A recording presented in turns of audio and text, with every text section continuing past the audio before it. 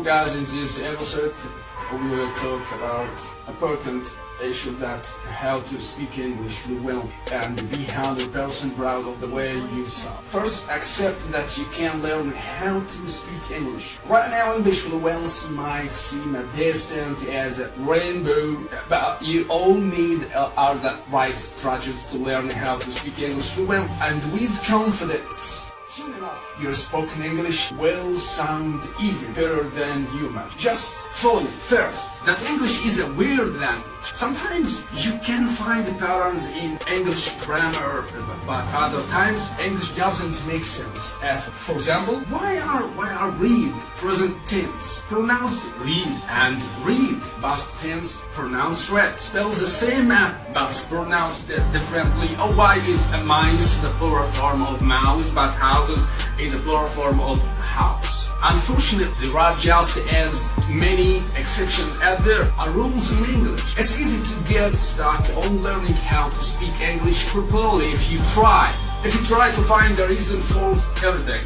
Sometimes English is weird and unexplainable. So instead, the best thing to do is just memorize the strange exceptions and move on. Number 2, dive into the deep end of English speaking. Studying English for an hour once a week isn't usually enough to make any real progress. The best way to quickly improve your English is to spend at least a few minutes practicing immerse yourself as much as possible every time you study, and challenge yourself to listen to, read, and even say things in English that you think might be too deaf for you. If you want to speak English fluently, you need to make it an essential part of your everyday life. Number 3, stop being a student. The right attitude can make the difference between failure and success. Stop thinking of yourself as someone who is learning English and start thinking of yourself as someone who speaks English. It's a small change, but will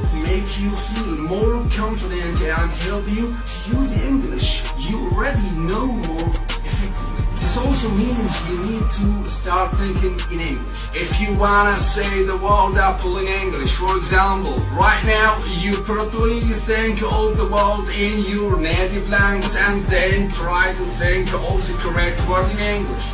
Instead, try imagining a picture of an apple and then just think of the English word apple. Real influence with English speaking happens when you stop mentally translating conversation. Number 4, remember the answers in the question. Listen carefully. When someone asks you a question in English and you'll answer perfectly every time, English questions are like mirror. Does he? Yes, he does. Is he? Yes, he is. Can she? Yes, she can. No, she can't, etc. If someone asks you a question and you're not sure how to answer, start by thinking about the words using the question. Person has already said most of the words you need to make you answer. Instead of just memorizing English grammar, started to look for patterns like that one. There are a lot of simple ways to cheat and make it easier to remember the right words. Number 5, get more out of listening to spoken English.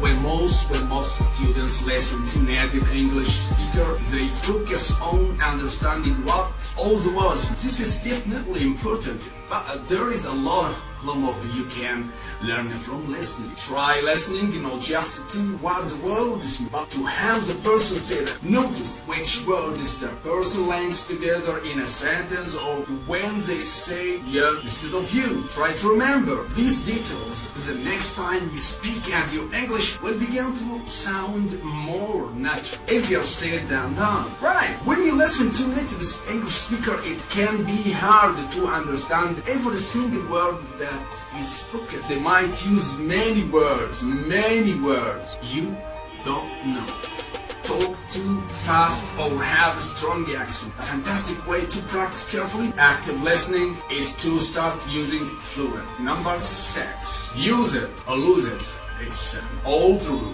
There is an expression in English, use it or lose it, which basically means if you don't practice an holiday, you might forget. This idea can be used to help you remember new English vocab. The best way to remember a new word is to use it right away so it will stay in your memory. When you learn a new word, you try to say it in sentences a few times over the next week and you'll never forget it. 7. Speaking English fluently means being able to express your thoughts, feelings and ideas. Your goal is to speak English in full sentences. So why not learn it in full sentence? You'll find that English is more useful in your everyday life if you study whole phrases rather than just the vocabulary and verbs. Start by thinking about phrases that you use frequently in your native language and then learn how to say them in English. Learn and study phrases. Number 8. Don't study grammar too much.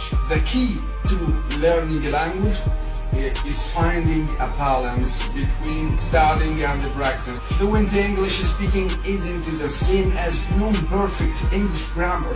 Even native English speakers make mistakes. Fluency is about being able to communicate. That's why sometimes it's important to put the grammar textbook away so you can go out and practice those writing, reading, listening, speaking skills in the real world.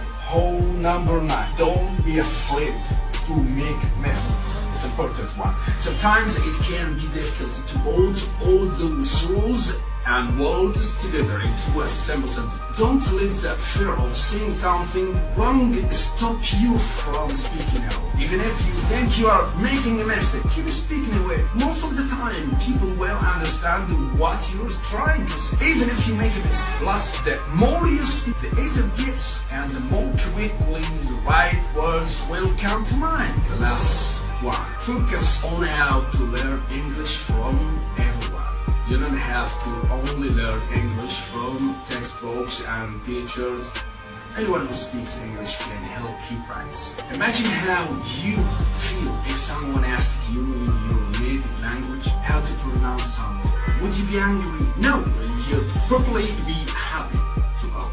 Just like most English speakers are happy to help you figure out how to learn English. If you know any English speakers, whether it's a friend or a co-worker, take advantage of the opportunity to practice and learn from them. You can also try online English. That's all I will say today, and we will see the rest in our course at the beginning of the next month.